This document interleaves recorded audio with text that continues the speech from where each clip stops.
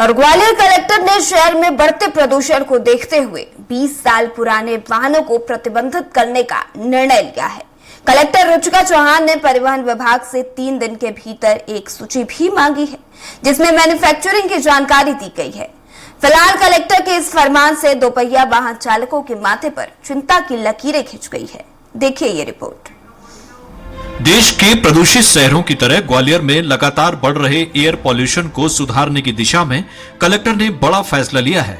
Collector Ruchika Chauhan ने परिवहन विभाग को निर्देश दिए हैं कि अब जिले में 20 साल से ज्यादा पुराने निजी वाहन और 15 साल से ज्यादा पुराने सरकारी वाहन सड़कों पर दौड़ते नजर नहीं आने चाहिए। अगर ऐसा कोई वाहन दौड़ता पाया जाता है तो उसे तुरंत जब्त किया जाए। साथ ही ऐसे वाहन पर चालानी कार्रवाई कर छोड़ने के बजाय उसे परिवहन विभाग के स्क्रैप सेंटर भेजा जाए।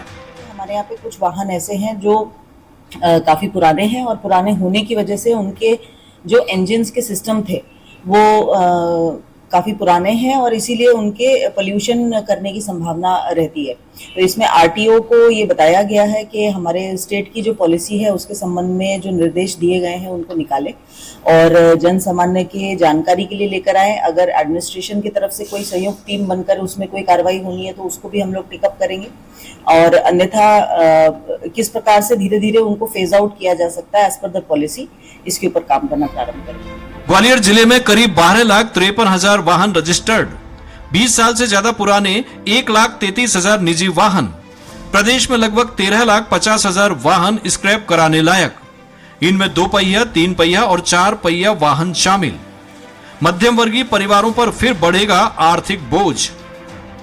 हालांकि कलेक्टर के इस फरमान को लेकर लोगों का कहना है कि अगर प्रदूषण कम करना ही है तो शहर की सड़कों पर जो ऑटो टेम्पो दौड़ रहे हैं, बेतहाशा धुआं फैला रहे हैं, उन पर लगाम लगानी चाहिए।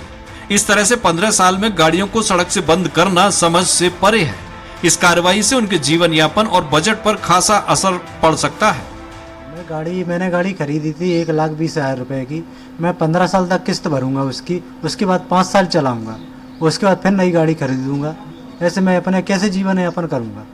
अगर हम 20 साल के अंदर इनको अगर स्क्रैप में डाल देंगे तो जो आदमी है वो लोन चुकाते चुकाते ही 15-20 साल तो उसको वैसे ही लग जाते हैं। उसका ब्याज देता है, उसका इंश्योरेंस देता है और जब तक वो फ्री होता है उससे तब तक वो गाड़ी जो स्क्रैप में चली जाती है। मिडिल क्लास वालों को तो नुकसान है, लेकिन कॉमर्शियल वाहन जो चल रहे हैं, जो 15-15 साल 20-20 साल है, जो पोल्यूशन कर रहे हैं और उस पर कोई भी सरकार पाबंदी नहीं लगा रही है। सरकार को पहले इनको बंद करना चाहिए जिससे पोल्यूशन पर रोक लगे।